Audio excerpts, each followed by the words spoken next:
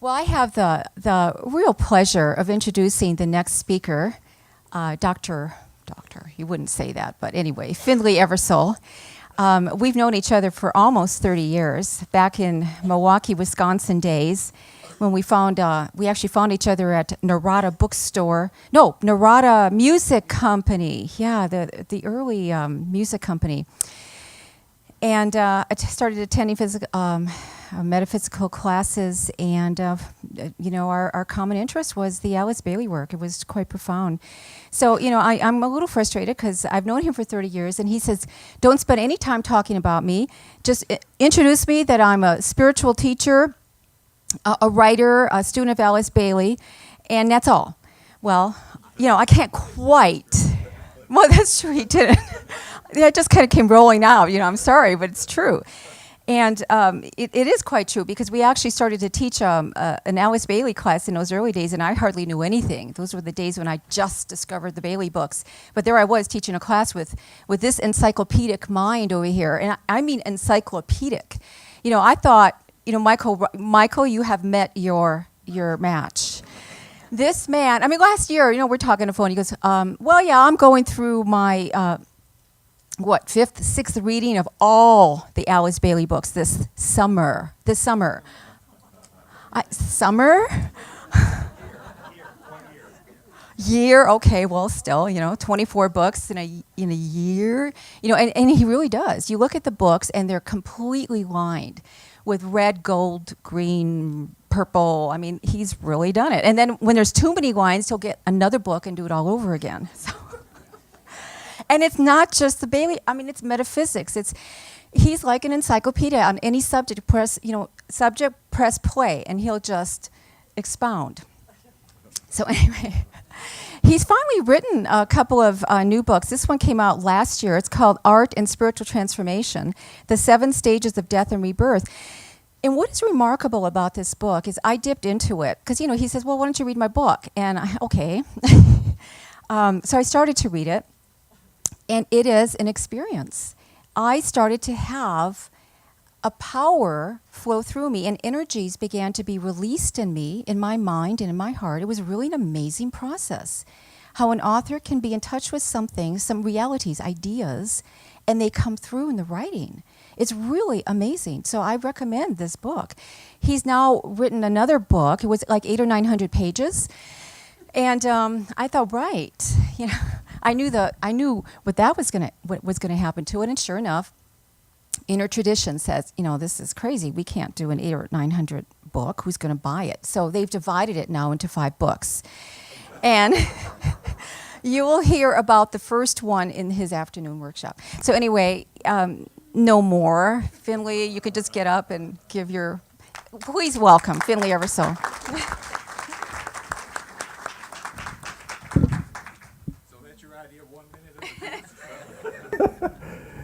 I'm not sure whether I should be nervous or what. This is the first time I've spoken to an audience of angels that knew they were all angels.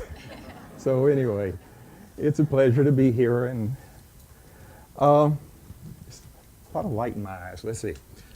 I will sit from time to time simply because I have a back problem. The Greek philosopher Heraclitus said, "The king to whom belongs the shrine at Delphi neither publishes nor conceals, but shadows forth the truth." In his biography of Pythagoras, Iamblichus said, "Things more excellent than every image are revealed through images." The language of symbolism is, as you well know, the language of truth, said DK, adding somewhere else that the wise student is the one who realizes that every form of expression is in the nature of symbolism. He urges us to take 4 symbols each year as themes for meditation. And he tells us that the mystery schools will be reestablished during the Aquarian Age, when humanity is able to read and interpret and understand symbols. And we know that the 3rd, 4th, and 5th initiations take place on the mental plane, through the medium of symbols. He also tells us that symbolism comes from three sources: the solar logos, it's not working very, the seven planetary logi, and man himself. So what are symbols? And by symbols, I include archetypes, myths, allegories, parables, fables, folklore, fairy tales, stories of the gods, dreams, rituals, and riddles, such as the riddle of the Sphinx. We can begin with a fairly simple definition of symbolism as the outward and visible sign of inward and spiritual realities. It was the early 19th century German philosopher Hegel, who taught modern men to think of myths as falsehoods, as something that isn't true. But in all ages prior to that, in all cultures, to quote Clement of Alexander, one of the early church fathers and initiate of the mysteries, he said, "Myth is that which is believed always, everywhere, by everyone." Before I get into a few more comments, what I would like to do is to run through. You hit it twice. Oh, I did? Okay. So just go to the next one. Okay. What I'd like to do is to run through a fair number of images just to sort of remind us of how rich the world of symbolism is.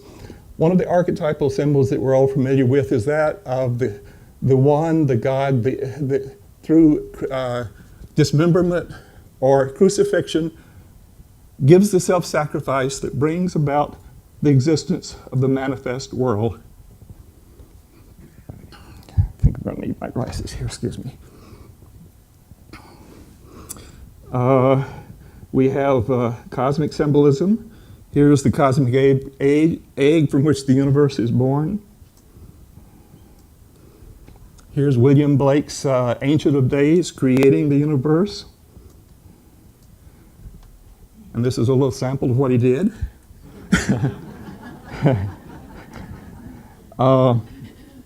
We have anthropological symbolisms. The Greek philosopher Pythagoras said man is the measure of all things. And the inscription over the entrance to the ark, where we find the Oracle of Delphi says, "Man, know yourself, and you will know the universe and the gods."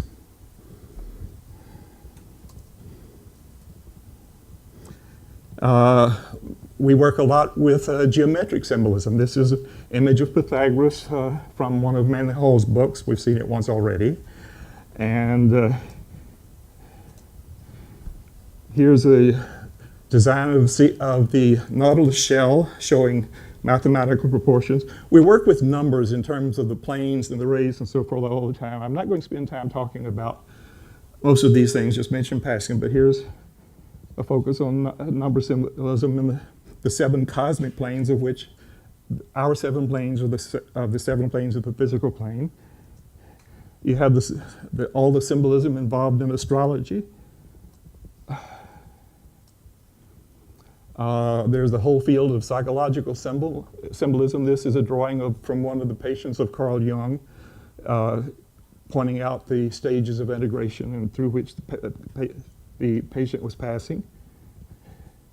Have philosophical symbols such as Plato's allegory of the cave. And here's Sisyphus pushing the stone up the side of the mountain. That's sort of where we are these days. I look at this and think this must be how Obama feels. And okay, and parables, this is the prodigal son, Auguste Rodin's sculpture, which I saw many years ago. Then you have visionary symbolism. Here's one of Native Americans seeing a vision of the white buffalo, which is their symbol for peace and the renewal of humanity and the coming of a time when all human beings will live together in unity. And then we have the whole range of occult symbolism. Here is a representation of the Philosopher's Stone. These are my special effects. Yeah. I should have said her labor of love on this was incredible. So I really owe most of the work to her.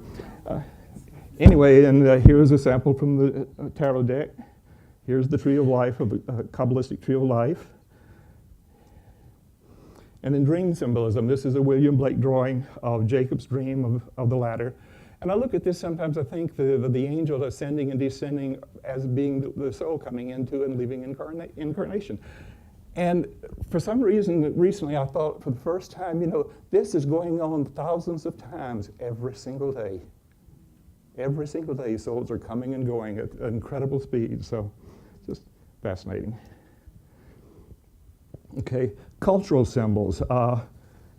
Cultural symbols play a big part in our lives. You think how much emotion is attached, for example, by many people just to their national flag and other cultural symbols. Architectural symbolism. Here are the pyramids and the Sphinx. And the Parthenon with the overlay showing that it's built on the basis, on the proportions of the golden mean. And then we have sacred spaces, such as here is Stonehenge, and sacred objects, such as the Ark of the Covenant. Then there's the symbolism in art. This is a work by Ernst Fuchs called Moses and the Burning Bush, and you will notice that the face of Buddha oversees the whole thing and wears the same crown of fire as Yahweh in the picture. And here's an abstract work, Brancusi's Bird in Space. He spent 30 years working and reworking this particular image. The whole idea behind it was to create an object, the contemplation of which would catapult your consciousness into a higher state. And it actually does work. And he himself did a number of photographs like this just to show what he had in mind. And then we have our mythological birds and animals, the phoenix.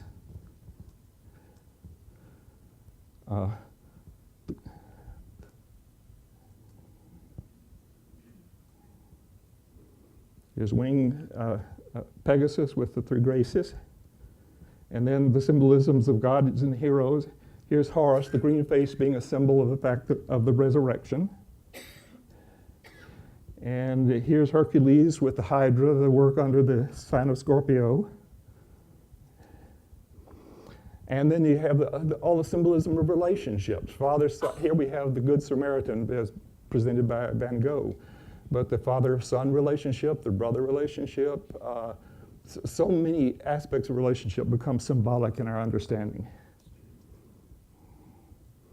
This is another just indicating relationship, the world we're looking for.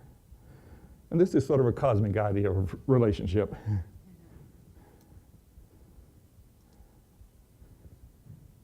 Okay. Any of you haven't seen it? This is a photograph of the Himalayan valley where the Vesak festival takes place at the full moon. If you've never seen it before, that's an actual photograph. And here's an artist representation, if it comes up.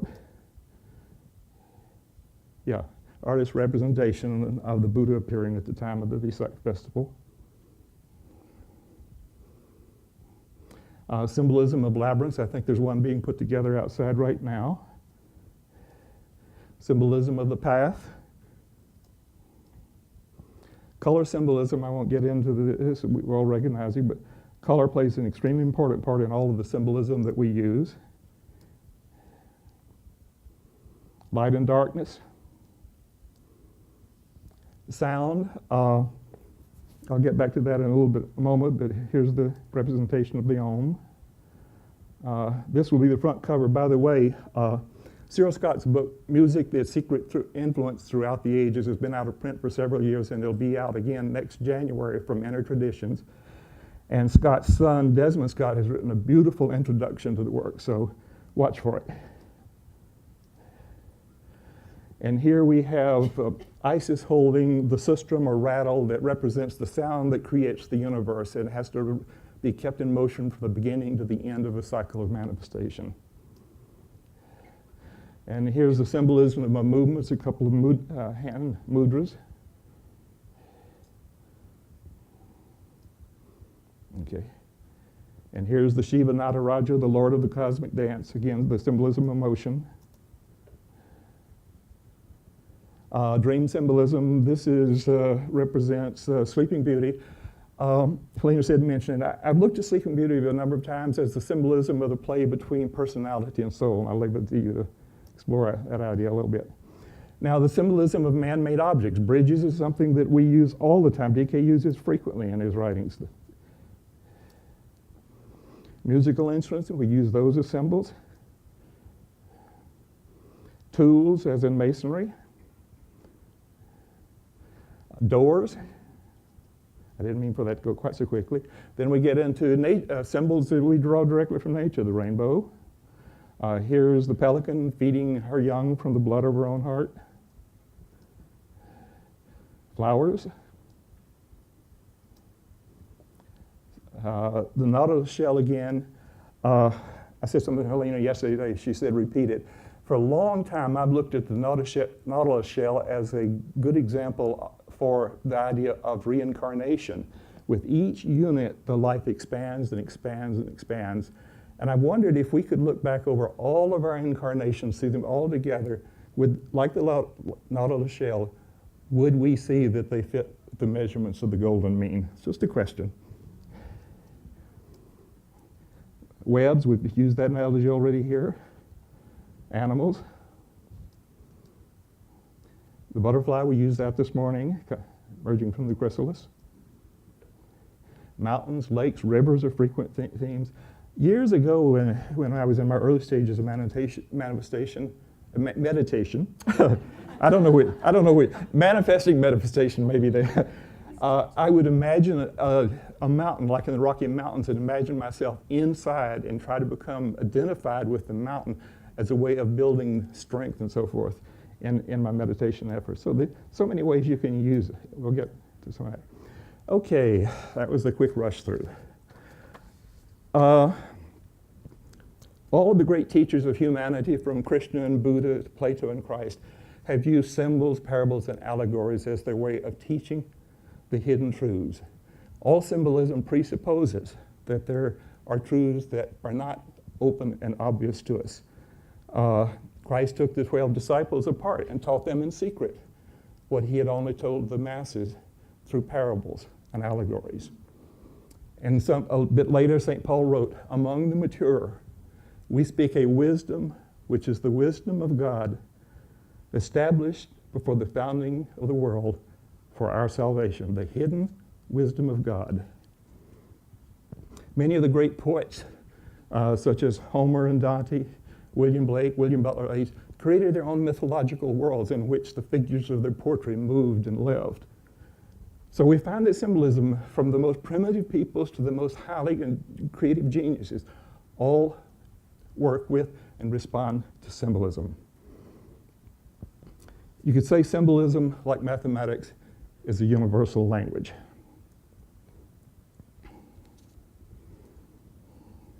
One of the first things we need to understand about symbolism is they do not give us descriptions. They are not to be taken literally. You know, the letter killeth, the spirit giveth life, sort of thing. I once ran into a fundamentalist minister who started on me and said he took every word of the Bible literally, and I quoted that one and I said, "How do you interpret that?" He didn't answer. The function of symbolism is to awaken the mind, to call forth its latent creative and interpretive powers, to place demands on the use of imagination, and to nurture intuition. We're told that the death of originality is the death of genius. But the study of symbolism nurtures reality, so it could be a great educational tool for nurturing genius in our children and in our educational system if it were used. So what words are to thought, symbols are to intuition, outer vehicles that become the revealers of the mysteries of the inner world. A symbol is not the reality it represents, merely its avatar or revealer. Like humanity, symbols live in two worlds simultaneously, the objective world of the senses and the subjective world of spiritual being. And if it were not for this, we would not be able to decipher them, because like can only be known by like. One of the principal functions of all myths, symbols, and parables is to protect us from the truths for which we're not yet ready. As T.S. Eliot once said, humankind cannot bear very much reality. The knowledge, the wisdom that is hidden behind these symbols represents tremendous power and energy. We'll get to that in a moment. But part of the function of a symbol is to veil from the consciousness of the interpreter that for which he or she is not yet ready and could not make wise use of. DK tells us that when we talk and think in symbols, we're placing something between ourselves and reality, something protective, interpretive, and significant, but something nevertheless veiling and concealing. Here again we have Isis, who in the Egyptian mysteries represented the guardian of the mysteries. Hence Madame Blavatsky's Isis Unveiled. But one of the epigrams for Isis was, I, Isis, am all that is, that has been, or that shall be. No mortal man hath ever seen me unveiled. And yet if spiritual truth is to survive from age to age and be ready at hand whenever any individual is ready to tread the spiritual path, it must be preserved not only among the learned and the initiates, but must be readily available to the masses. And this has been the function of myths, symbols, parables, allegories, and the like, is to keep these stories out there in front of the masses so that when a person is ready, the alphabet of wisdom is always at hand and available for use. Moreover, this is one way that the teachings continue to exert a pull upon the imagination of humanity and keeps guiding us in the right direction. There's a remarkable passage in The Voice of the Silence, a little bit of which we heard last night. And this is a promise to those of us who persevere.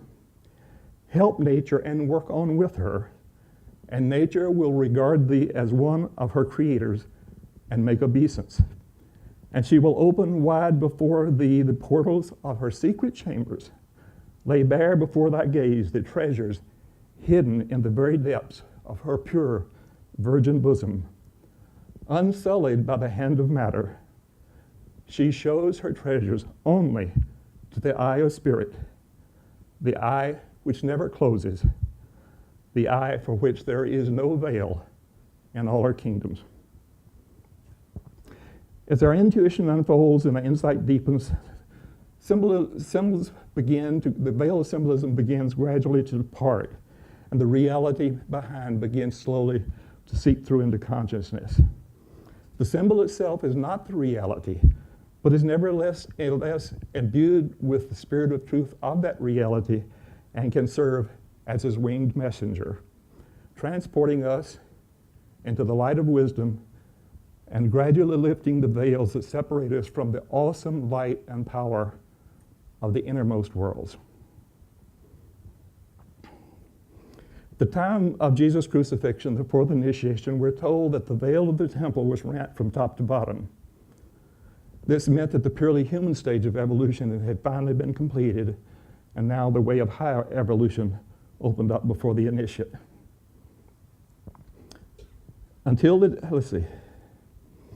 As we journey along the path and as our intuition unfolds and our spiritual eyes open, the veils of symbolism gradually part until the day comes that we stand face to face with reality as it is. DK tells us that in the mind of the masters there are no questions because they perceive reality directly as it is. But for most of us at our present stage of evolution, the vast symbolism of the manifest world is the schoolroom of the soul, where we can learn the lessons that unfold our inner spiritual nature. The higher wisdom is never taught through words either written or spoken. It is only through self-effort, as we study nature and its symbolism and seek to unfold our own intuitive powers, that we gradually drive away the veil that separates us from that reality. But just remember, the veil too is a symbol.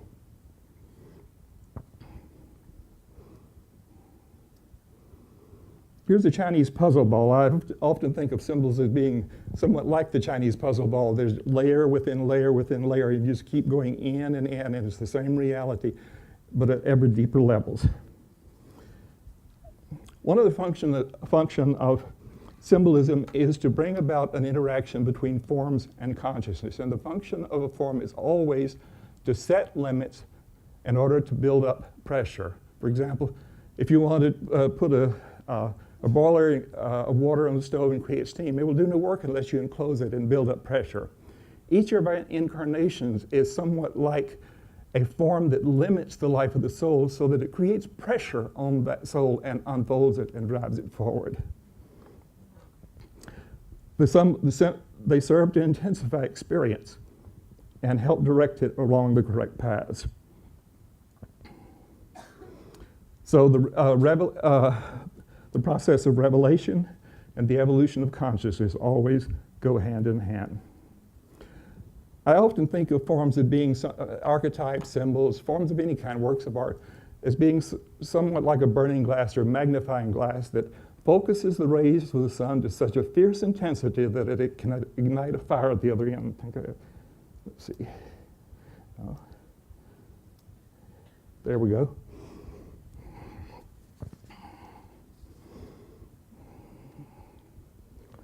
Okay, let's see, where was I? Okay, the symbols and archetypes concentrate the dynamic, creative forces of the universe itself. The symbol is made, when a symbol is made a theme of repeated and deep concentration over time, it increasingly intensifies the work of the spiritual forces behind it on our consciousness to stimulate, awaken, and hasten the evolution of that consciousness. You might say symbols are used like magnifying glasses to set fire to the soul. Manny Howell has a passage that I like very much. He says, symbols are oracular forms, mysterious patterns creating vortices in the substance of the invisible world.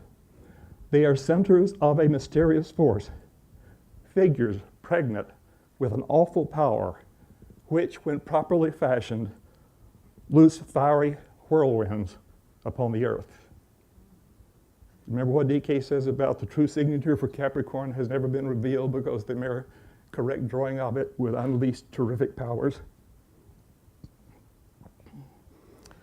So given the fundamental occult truth that energy follows thought, it's clear that our meditation efforts, when applied to symbolism, require us to learn to concentrate and hold the mind steady in the light. It's always easier, for example, to punch an ice pick through a sheet of cardboard than to push a basketball through it.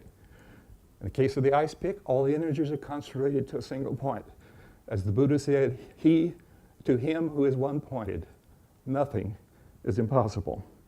So the speed with which we grow spiritually through the use of our symbolism is dependent on our ability to concentrate, hold the mind steady in the light, and enter ever more deeply into that which is veiled behind the symbol.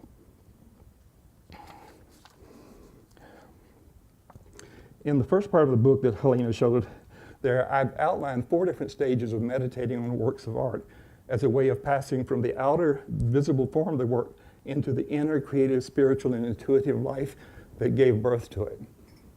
This is basically what we do with symbols, but even better would be the light of the soul. Alice Bailey's commentary on the Yoga Sutras of Patanjali.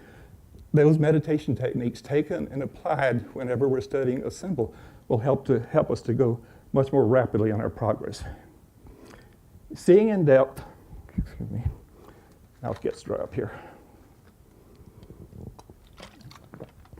Seeing in depth and bringing one's entire being into play and contemplating any myth or symbol is not an easy matter. Like other forms of meditation, it requires patience, perseverance, and practice. Insight deepens with repeated meditation. Yeah, that was.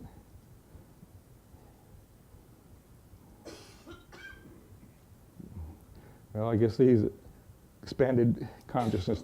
Okay, here we go. I often think of meditation as being much like a spiral staircase. We go over the same ground over and over and over again. But with the ascent of consciousness, our vision expands and deepens. So I like the image of a spiral staircase as a representation of meditation. Time's getting run here. Forms directly affect our consciousness. We are aware with music and mantras and dance and so forth that we're dealing with energies, but we may forget sometimes that when we're looking at what would appear to be a static form, that we're also interacting with the energies that directly impinge our consciousness. It's a very easy point to illustrate. Here we have a circle with a dot at the center. Our emotional, mental, and spiritual levels of being feel all the harmony. Everything seems right. But then draw another circle and move the dot off center, and immediately we're aware of the inharmony, and there's something within that wants to put that dot back at the center. So this is just a simple illustration of how everything that we see, you walk from one room to another, or from indoors to outdoors, or from outside into a great cathedral. Those are all changes in consciousness produced by what you encounter in your environment. Because of time, I'm going to skip over pretty quickly. I refer to 3 stages of meditation. The first stage of meditation is learning to see everything in terms of energy. We know that the universe is nothing but energy, revealing itself through the forms that we see. But we need to learn in meditation to always see everything in terms of energy. And I like to suggest that people look at Van Gogh's art. This is Cottages at Courtville, which is in the Van Gogh Museum in Amsterdam.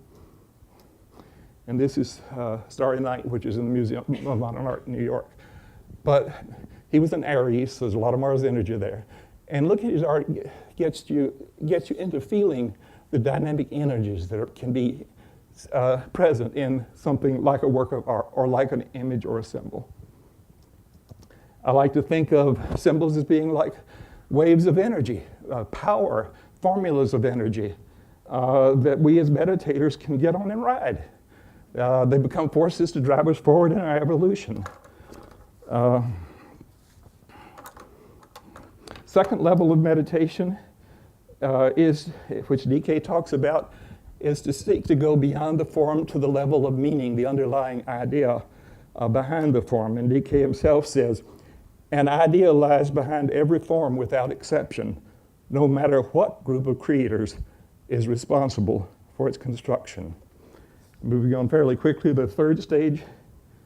I don't have an image here. Okay. The third stage of meditation would be to seek to reach as deep as we can into the spiritual level of that which the form and the idea are only expressions. DK is constantly telling us that we need to use our powers of visualization more than we do. And he says this, talking about the higher level, he says this visualization is not necessarily concerned with the form and the concrete mental presentation. It is concerned with a pictorial and symbolic sensitivity which expresses intuitively the spiritual understanding and conveys as conveyed by the awakening intuition, the agent of the spiritual triad. Okay, I have to rush through this too. The law of correspondence is the basis for our approach to symbolism. As above, so below. As below, so above. But we can look at that in so many more ways than we do. By the way, for a long time, I've used the diatonic music scale that was devised by Pythagoras as a way of thinking about the law of correspondence. For each, you have your various octaves and 7 basic notes on each octave. And as you go from octave to octave, the vibrational frequency exactly doubles. For example, low A on the piano is 27.5 megahertz. Then you go 55, 110, 220, 440, 880, 1760, and 3520.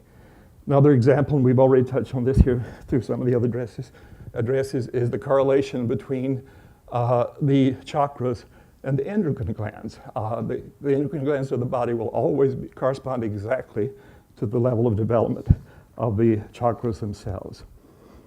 We can look at this law of correspondence in many other ways, such as the relationship between the microcosm and the macrocosm. Here's above and below. Sorry. Okay, here's our music scale. Okay. I'm sort of losing my sequence here a little bit. As we study the relationship between inner and outer, we're learning about the relationship between form and consciousness. And that's something we all need to be doing all the time, is looking for that which underlies what we see. Then there's the correlation between the lesser and the greater. As we explore that, our vision begins to expand. There's the correlation between the particular and the universal, which allows us to enter more deeply into the wholeness of things. The correspondence of the human and the divine, which shows us the path we're to travel, as exemplified by the Christ. Correspondence between cause and effect, which I like to call the prophetic function of the law of correspondence, because what you set in motion is what you will eventually reap. It's always the case. The end never justifies the means determine the ends. And there's the correspondence between the imaginative and the true. Again, DK emphasizes the need for us to exercise our creative imagination in relation to our intuitions, to be able, when flashes of insight come through, to find some form of expressing them that we can use to communicate those insights to other people. There's the correlation of spirit and matter, as Madame Blavatsky said. Matter is spirit at its lowest point of manifestation, and spirit is matter at its highest. Always between the seen and the unseen, the known and the unknown, the law of correspondence is the key to unfolding the deeper mysteries. Here again, I quote DK.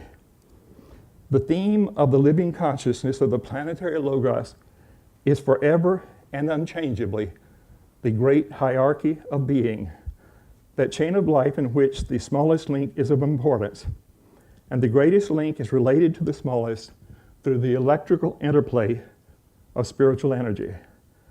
There is not, from one angle of importance, one important angle of life, but hierarchy, linking sun with sun, star with star, solar system with solar system, planet with planet, and all planetary lives with each other.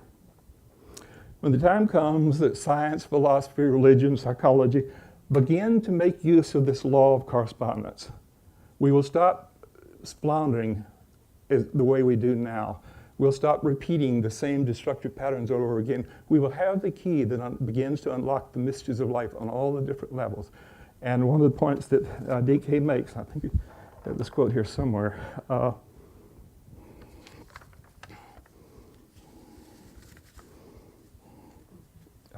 Oh, yes, here it is. He says, you can see therefore how significant is this coming science of comparison. Not yet has this science of comparative analysis been turned into a definitely recognized line of approach to truth. The law of analogy is the key that unlocks the understanding.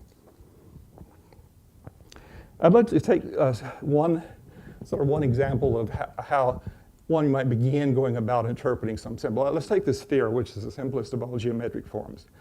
Imagine that we have a sphere that's like 2 feet in diameter, and inside that sphere is a gas which is exerting 100 pounds of pressure per cubic inch. Now imagine, through an act of imagination, with no gas escaping, you can begin to shrink that sphere down from 2 feet down to a foot. What happens? The power inside begins to build exponentially. And let's say you can continue to shrink it from a foot down to an inch. No gas escaping. Then down to a quarter of an inch, a hundredth of an inch, a millionth of an inch. The internal pressure is stupendous. Then let's say if we could push it to the 0 point, what happens? That finite force becomes infinite. So all of us can intuitively understand that the infinite must exist, even though none of us could really imagine it. I think DK says it's only at the 9th initiation of refusal, when you leave the cosmic physical plane altogether, that you develop true cosmic consciousness. But in this symbol, for example, of the sphere and the infinite center becomes like the symbol of God transcendent. But the sphere itself is like a finite manifestation of that infinite center. So there in the sphere you have an example of God manifest in his creation. So always the point is the center of greatest power in anything. Okay.